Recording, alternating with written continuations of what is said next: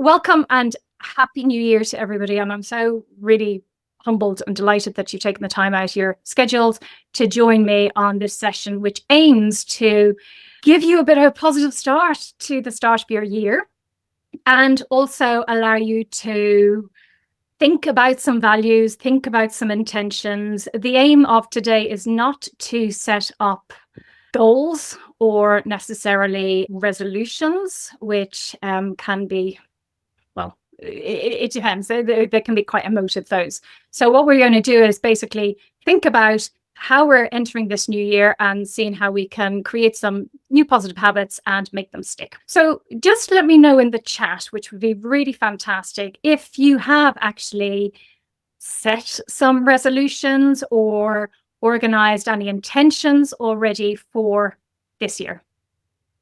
Every year, depends whether we're on our own, with family, or with a larger group of people, I often get everybody to write down things that they'd like to do, how they'd like to feel, how they'd like to show up for the new year, and then get them to write it down and then burn it.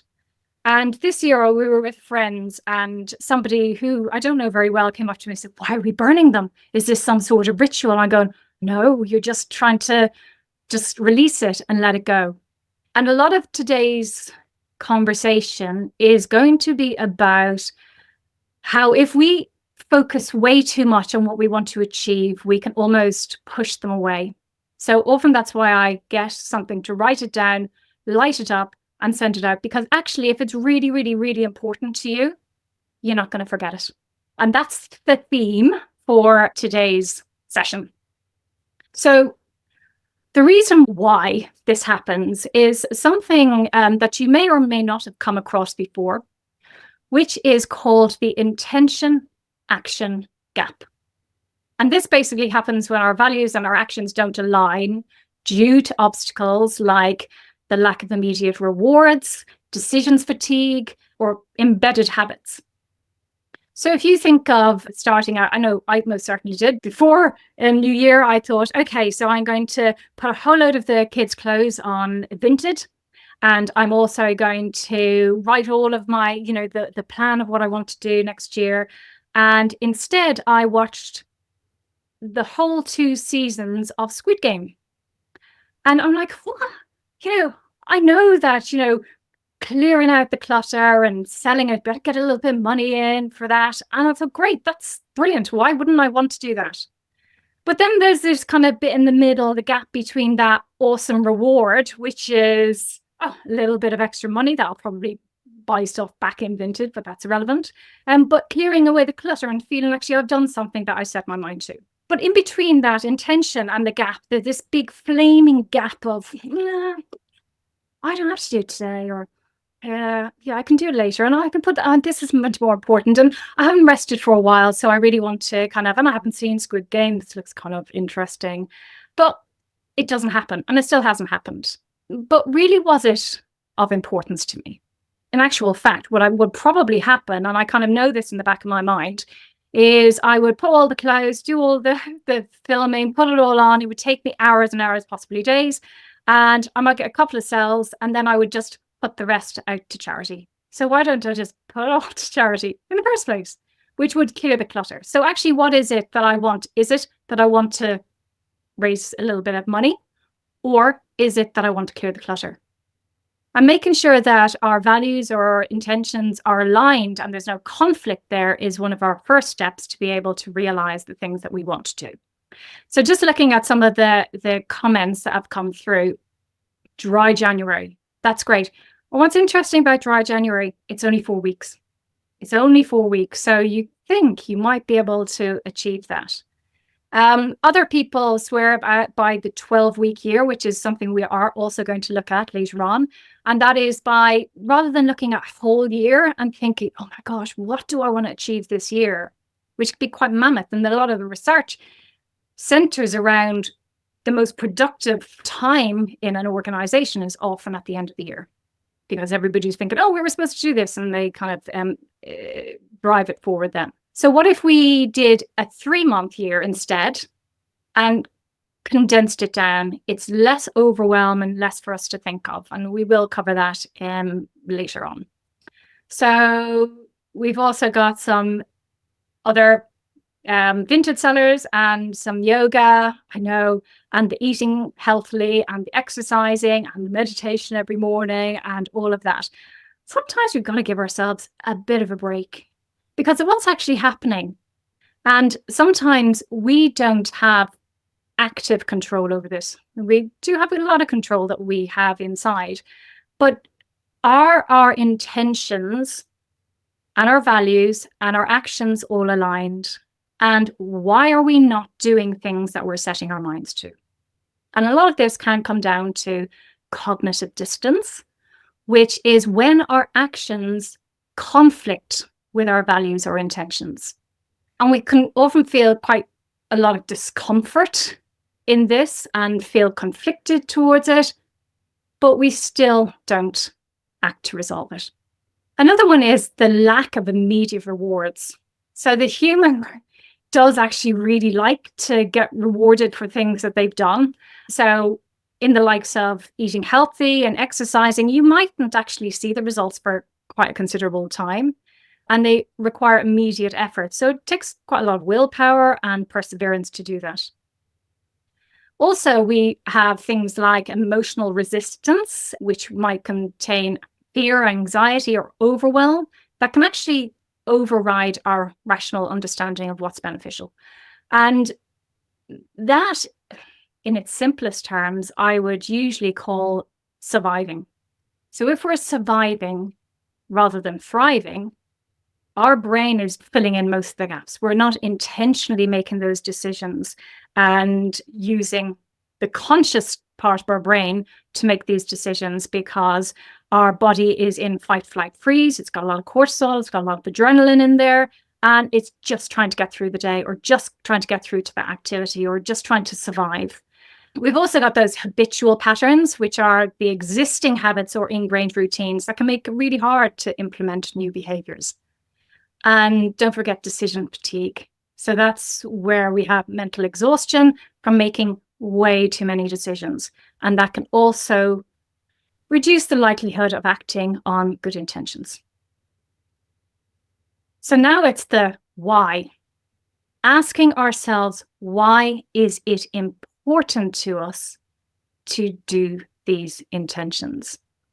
And I'm going to pop something in the chat. This is called the life wheel, and it's used in a lot of therapies, it's used in a lot of coaching, and it's really just to understand where you're at right now.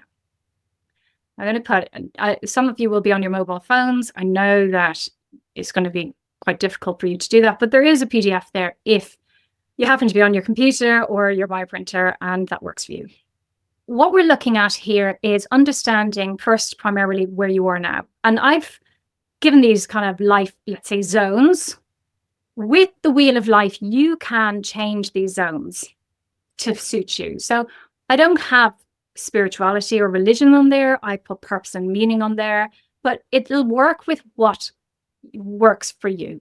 So if you can just take a couple of moments and just think about where you might be in those zones. So 10 would be, rocking it, I'm there, everything's going awesomely. And 1 is, oh my, in pure survival. This is just not happening for me at all. So between 1 to 10, if you can just take just a couple of minutes to reflect on, and if you don't have pen and paper, you can do it in your head, and you can just think of which one makes you kind of seize up, or where are you getting the emotion from when you see 1 or 2 of these zones. If then you feel confident and happy to share, it would be lovely to see some comments in the chat. But equally, if you want to keep it to yourself, again, that's also perfectly fine. So where are you now on a scale of 1 to 10? How satisfied are you with each area of these life zones? And again, you might want to digest this. The PDF is there. How are we doing? what does time mean? Really good question. So time in this, where I'm coming from, is how much time I have. How much time do I feel that I have to use wisely? So a lot of people often complain about being time poor, but equally, because this is your wheel, it might be, I've way too much time. I don't know what to do with it. And in that case, you might also score low on it. But because this is your personal wheel, it will mean different things to every person. Right. So I'm just going to move on now. So where you scored lower than an 8, so that's 1 to 7, have a think about your values in these areas. And what I mean by values is, what's your primary drive in each of these areas? So in relationships might be to do with, family or friends, entirely up to you. But it might be that sense of connection and that sense of belonging and that sense of trust and support, that sense of love, wanting to be loved, wanting to love. So just have a think about the values that you attribute to each of these sections, and they will be very, very personal to you. So where are you now?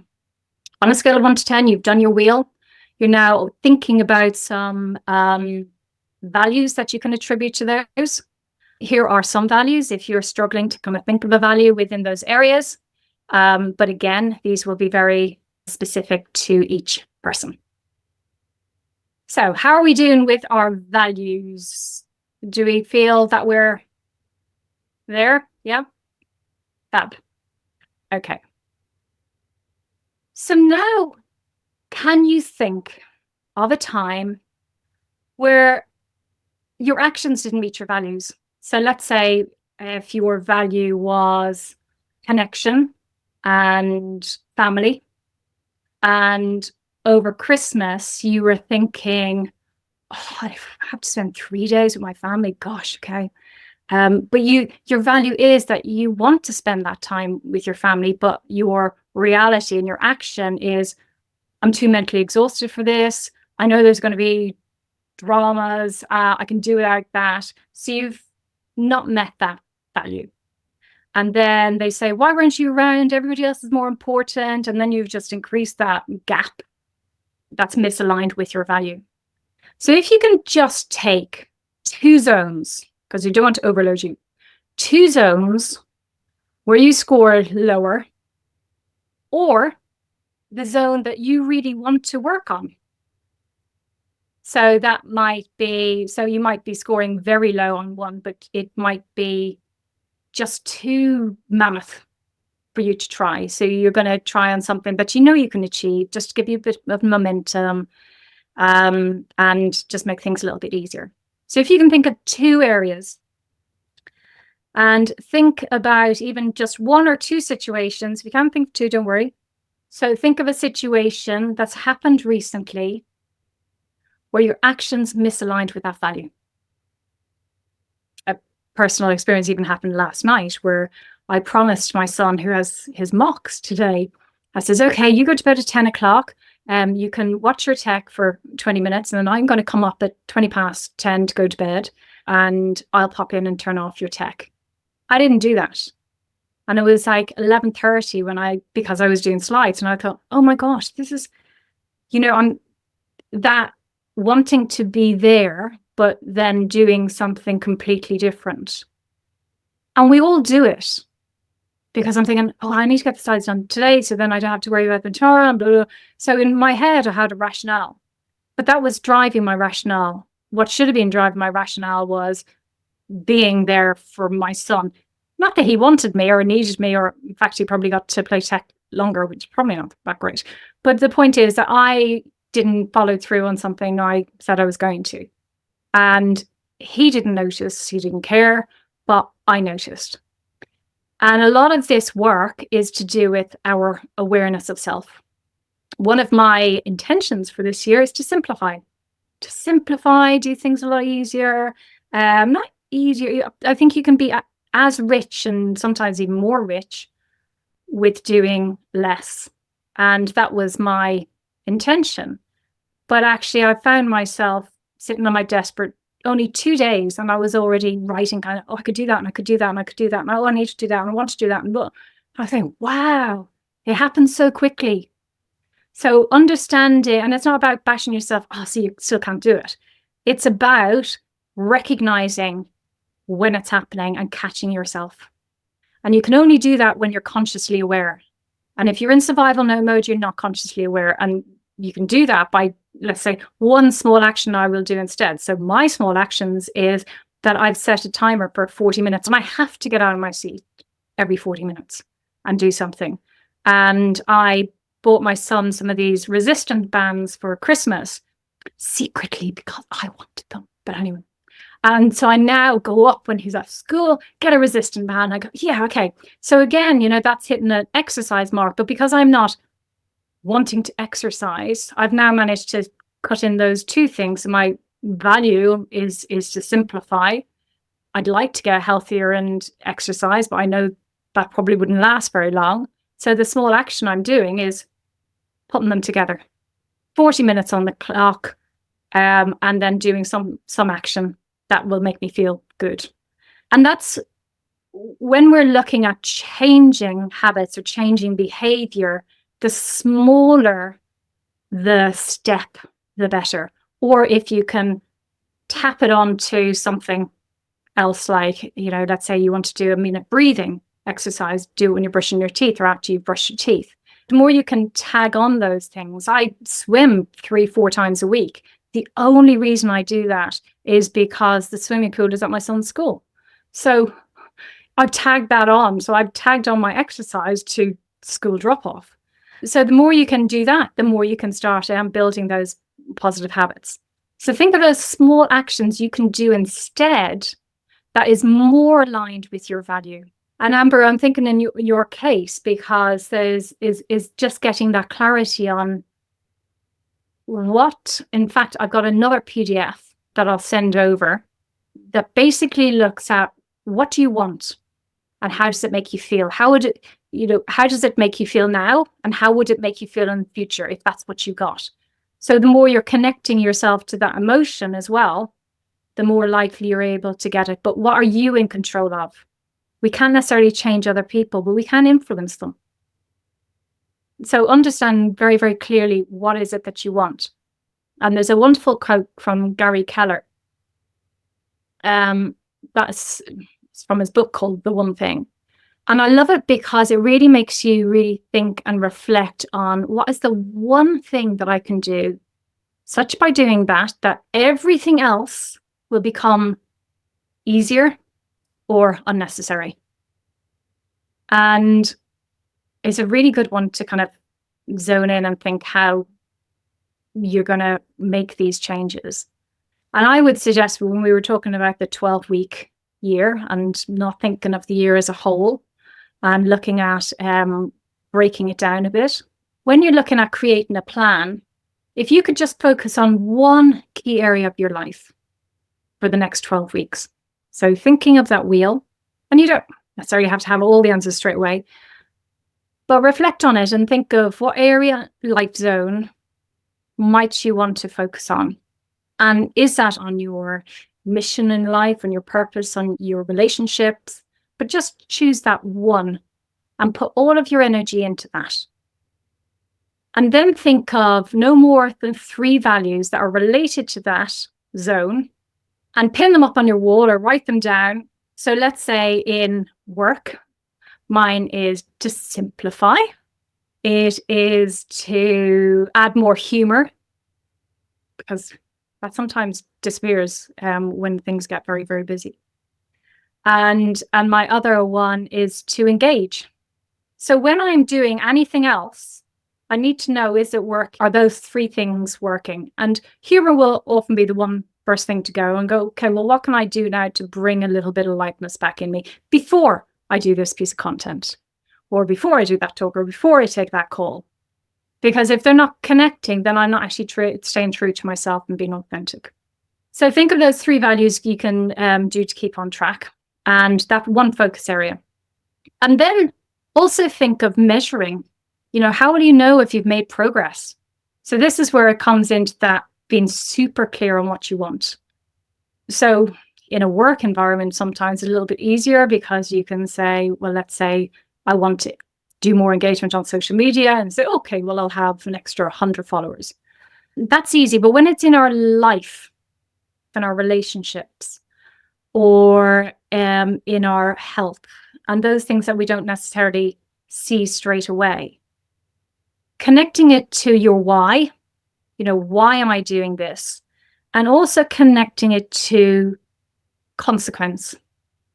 So what is the consequence of me not achieving this? And if it's relationships, it might be the consequence is another holiday where I'm on a beautiful beach where everybody's doing the wrong thing and I'm just feeling a bit left on my own. That's the consequence. And when you think of that consequence, you're going to feel the consequence. Because if you've attended any of my sessions before, the brain doesn't necessarily know the difference between what is real and what's imagined. So when a real shock or something or an experience that makes us emotional, that emotion comes up, that feeling can be tapped into at any time. So Amber, I'm not necessarily saying you should do this because it seems very sad, but if you thought back on that event, you'd feel it in your body on how that made you feel. So we don't want to go back there. We want to look at what do we need to do to not feel like that again?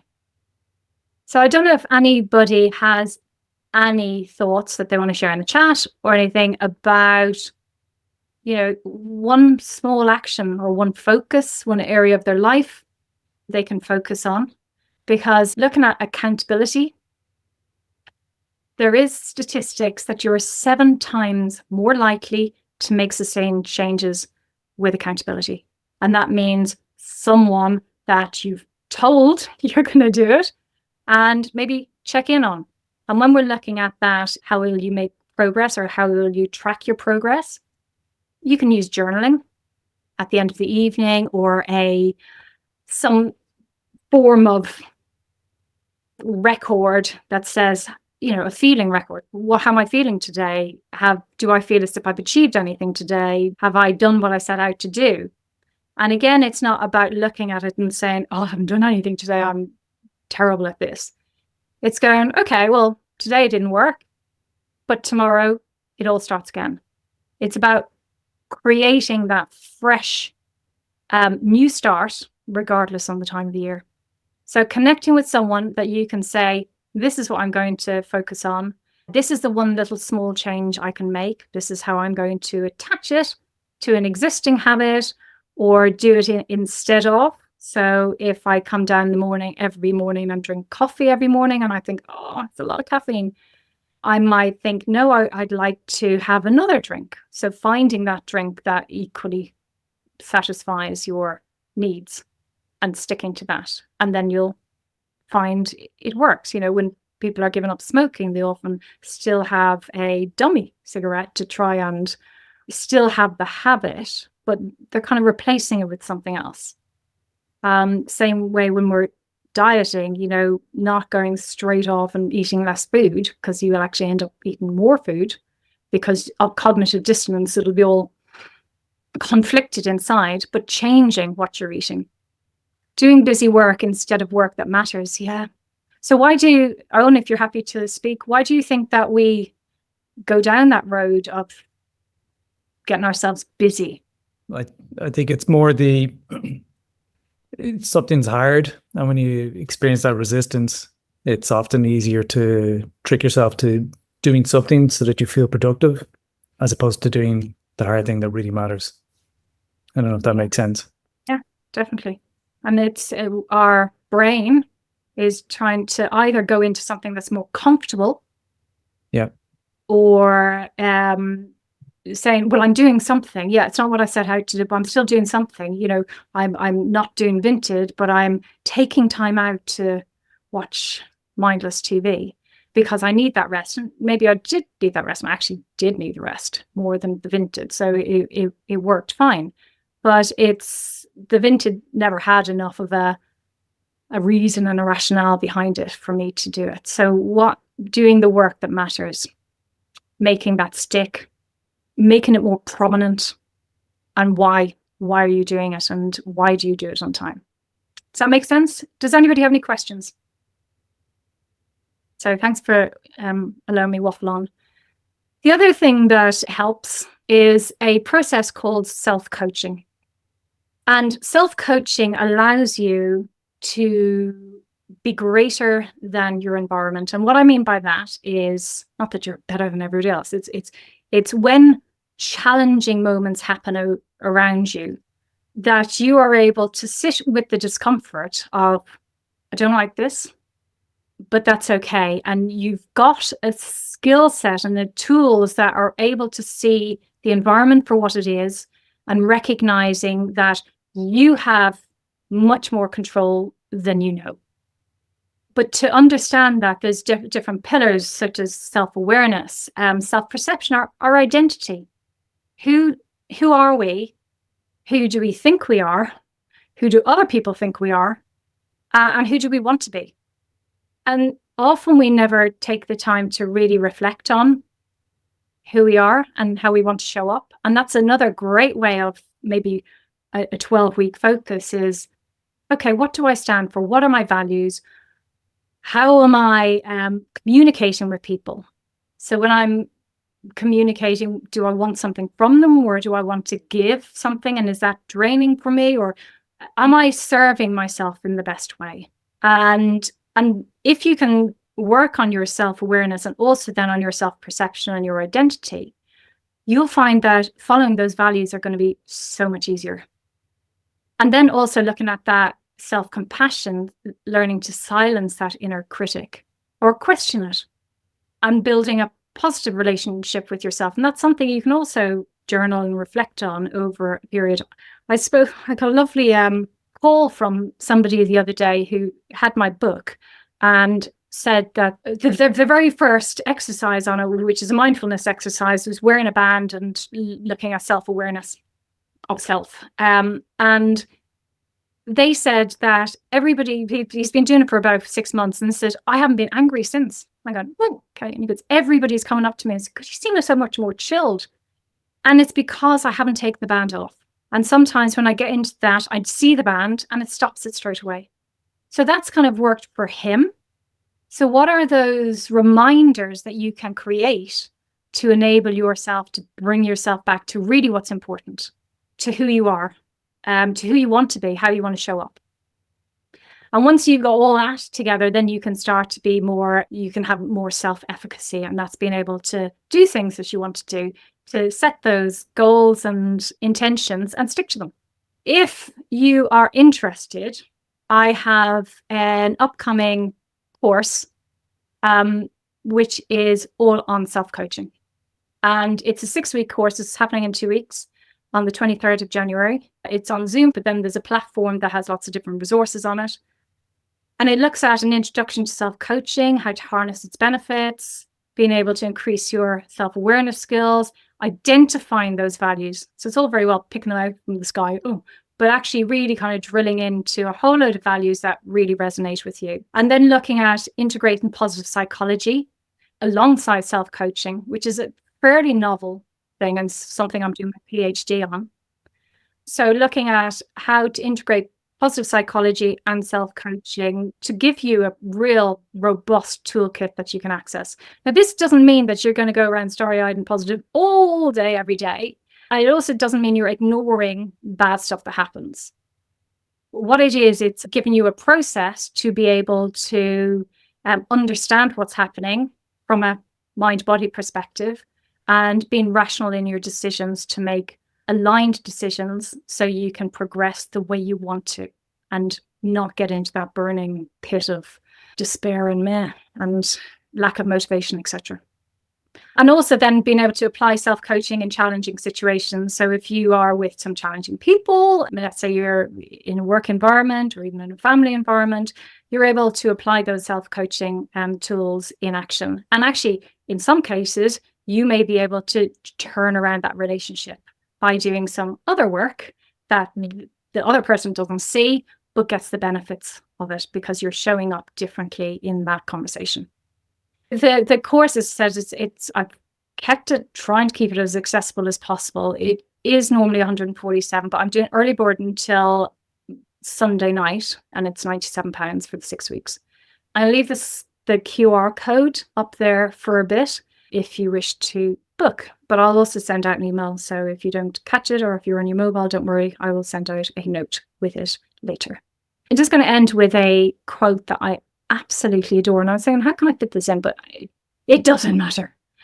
It's from Lee Waters, who is a positive psychology specialist in Australia. And it's just saying that in the field of positive psychology, the science is showing us that positive emotions are contagious. And we know that with our friends. If someone's stepping, in a fit of giggles, you'll do that as well. Or if a baby smiles, you'll smile in the obvious places. But actually, if we work on our own positivity, that's inner positivity, it's going to start to show, as that chap who said, just we're in the band, says, everybody keeps on saying, you seem more chilled. It's contagious. If you're happy in an environment, people are going to be happy around you. And if they're not happy because they've got some life stuff going on, it's going to help them work through that life stuff much better by you being in that space for them. If you need to get in touch, that's my website. And I'm really grateful for you to join me on this session. And I'm hoping that you got something out of it and you can set some good intentions for the rest of the year, or even the next 3 months.